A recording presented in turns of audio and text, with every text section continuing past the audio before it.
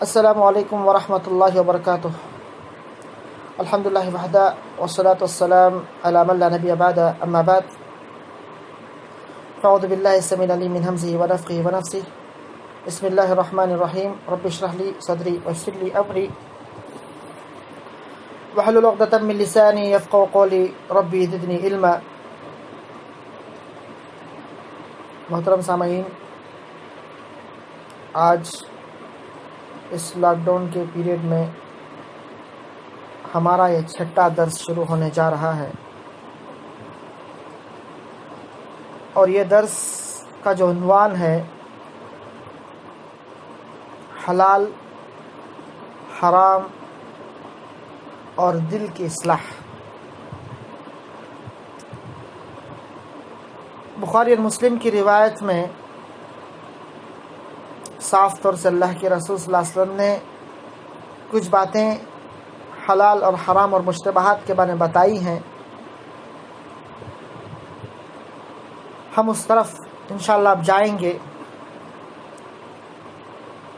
دیکھیے، راوی حدیث ابو عبداللہ نعمان بن بشیر رضی اللہ تعالیٰ عنہ روایت کہتے ہیں سمعت رسول اللہ صلی اللہ علیہ وسلم یقول، کہ میں نے اللہ کے رسول صلی اللہ علیہ وسلم کو کہتے ہوئے سنا، ان الحلال بین، بے شک حلال واضح ہے، وان الحرام بین، اور حرام بھی واضح ہے، وبینہما امور مشتبہات لا یعلمہن کثیر من الناس. ان دونوں یعنی حلال اور حرام کے درمیان کچھ ایسے امور مشتبہ ہیں جن کی حلت اور حرمت کو اکثر لوگ نہیں جانتے. فمن اتقى الشبہات فقد استبرأ لدینہ وعرضہ، اور جو شخص اس قسم کے غیر واضح اشیاء سے بچ گیا، ان امور سے، غیر واضح امور سے بچ گیا، تو اس نے اپنے دین اور عزت کو بچا لیا.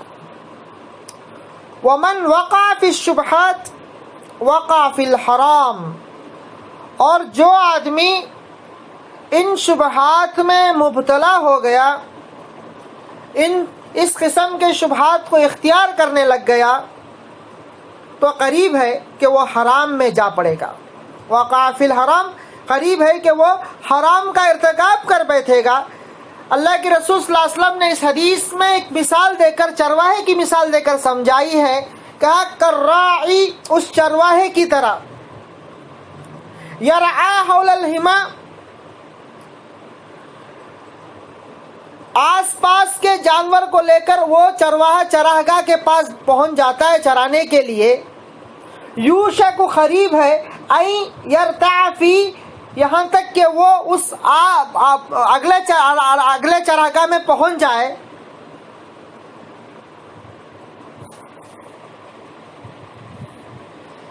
اگلے چراگاہ میں پہنچ جائے اور دوسروں کی چراگاہ میں وہ جانور چرتے ہوئے چلا جائے، تو اس کو علم تک اس کا نہ ہو. الا، خبردار، وَإِنَّ لِكُلِّ مَلِكٍ حِمًا، خبردار کہ ہر بادشاہ کا ایک چراگاہ ہوتا ہے. الا ان حمی اللہ، خبردار اسی طرح اللہ رب العزت نے بھی چراگاہ کے ٹائپ بنا دیا ہے. اللہ رب العزت کا چراگاہ کیا ہے؟ محارمہ، اس کی حرام کردہ چیزیں. الا، خبردار، وَإِنَّ فِي الْجَسَدِ مُضْغَةً، جسم میں ایک ایسا گوشت کا ٹکڑا ہے، اذا صلحت، جب وہ درست رہتا ہے، صحیح سلامت رہتا ہے، صلح الجسد کلہ، سارا جسم صحیح سلامت رہتا ہے. وَإِذَا فَسَدَتْ، اور جب اس میں بگاڑ آ جاتی ہے، جب وہ خراب ہو جاتا ہے، فَسَدَ الْجَسَدُ کلہ، اور سارے جسم کو خراب کر دیتا ہے. الا وہی القلب، یقین جانو وہ کیا ہے؟ وہ دل ہے. سامعین کرام، بخاری اور مسلم کی روایت یہ حدیث ہے. اس حدیث کا خلاصہ کلام یہ ہے کہ دیکھیں اللہ کے رسول صلی اللہ علیہ وسلم نے شرعی طور پر جو چیزیں حلال یا حرام بتائی ہیں اس کا حکم بالکل واضح ہے، اور ان کے لیے کتاب و سنت کو واضح دلائل اس میں موجود مل جاتے ہیں. مثال کے طور پر اللہ کے رسول صلی اللہ علیہ وسلم نے کہا احل اللہ البیع وحرم الربا، اللہ نے تجارت کو حلال کیا ہے اور جو ہے نا ربا کو یعنی سود کو حرام قرار دیا ہے. اللہ نے کہا کہ مچھلی جو ہے نا حلال ہے، اللہ نے کہا بکری حلال ہے، اللہ نے خنزیر کے بارے میں کہا کہ نا یہ لحم خنزیر کیا ہے، حرام ہے. ہاں کچھ چیزیں ایسی ہیں کہ اللہ رب العزت نے باقاعدہ صاف اس کے نصوص ملتے ہیں حلال ہونے پر اور حرام ہونے پر، اور کچھ چیزیں ایسی ہوتی ہیں جو آدمی کو مشتبہ کر دیتی ہیں، آدمی کو سوچنے میں مجبور کر دیتی ہیں، آدمی کنفیوز ہو جاتا ہے کہ وہ چیزیں حلال ہیں یا حرام ہیں. تو اس کا ضابطہ اللہ کے رسول صلی اللہ علیہ وسلم نے یہاں پر اس حدیث میں بیان فرمایا ہے. مثال کے مثلا دیکھیے کہ کچھ چیزیں جو حلت اور حلت کے صراحت نہیں ہے، ایسی صورت میں آپ نے ایک جامع اصول بیان فرمایا. اصول کیا ہے؟ جس چیز کی حلت اور حرمت واضح نہ ہو اس سے اجتناب ہی کیا جائے، اس سے بچا جائے، اس سے پرہیز کیا جائے. کیونکہ اگر آدمی اس قسم کی مشکوک چیزوں سے، مشتبہ چیزوں سے پرہیز نہ کرے تو اندیشہ کیا ہے کہ آہستہ آہستہ حرام کا ارتکاب کر بیٹھتا ہے، حرام چیزوں میں پڑ سکتا ہے. اللہ کے رسول صلی اللہ علیہ وسلم بھی دیکھیے کہ جو مشتبہ چیزیں اس سے بچا کرتے تھے، اس سے پرہیز کیا کرتے تھے.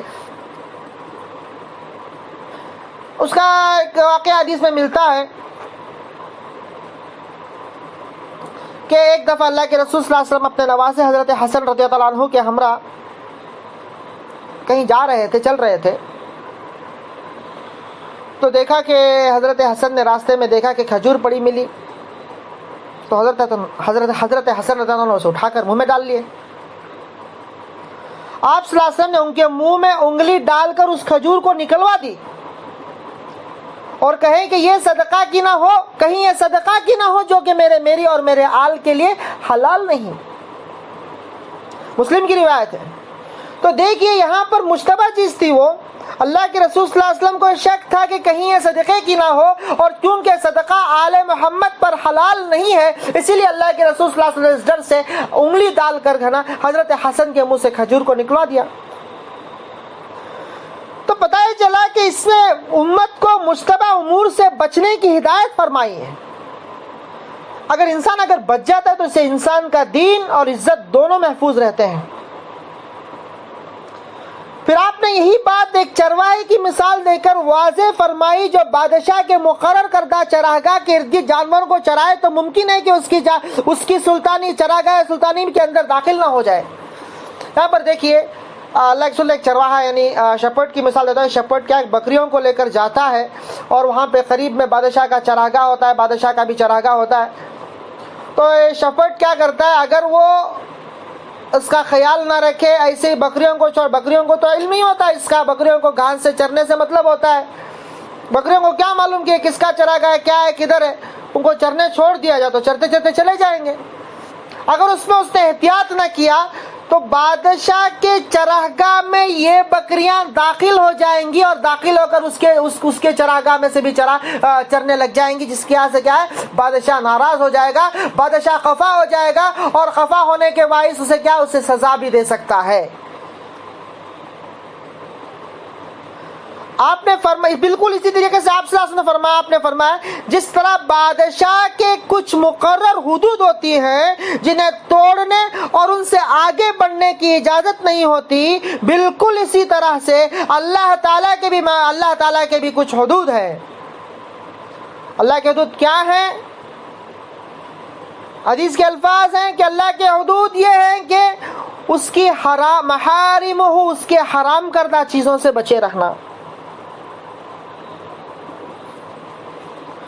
اس کی مقرر کردہ حدود سے تجاوز کرنے والا اللہ تعالیٰ کے غضب کا نشانہ بن سکتا ہے.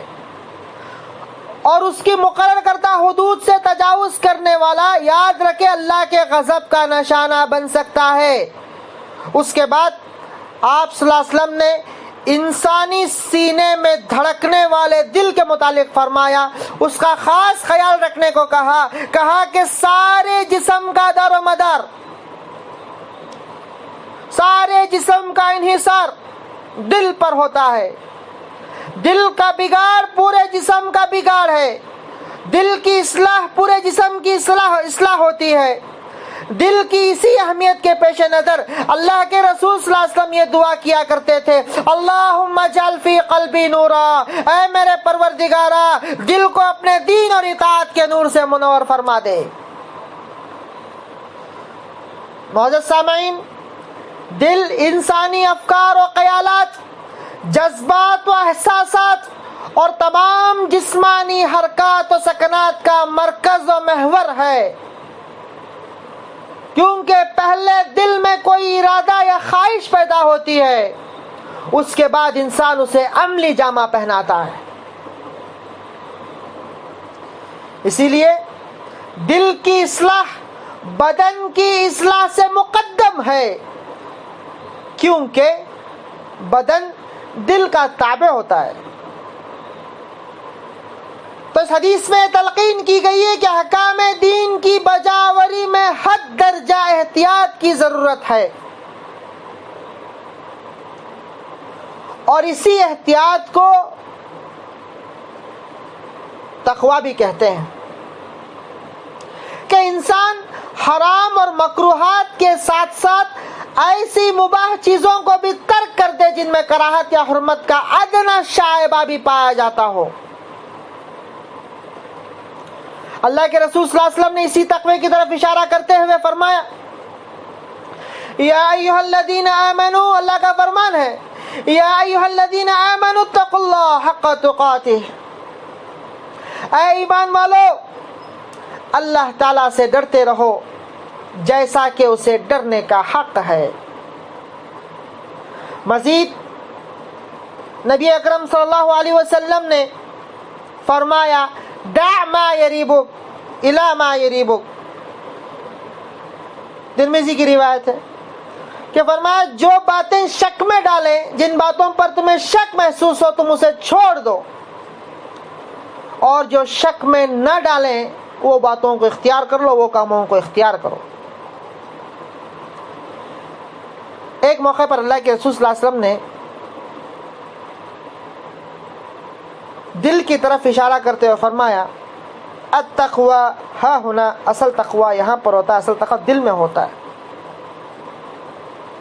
چونکہ پورے جسم کا دار و مدار دل پر ہے، اسی لیے اصلاح کی بہت ضرورت ہے کہ دل کی اصلاح پورے جسم کی اصلاح ہے۔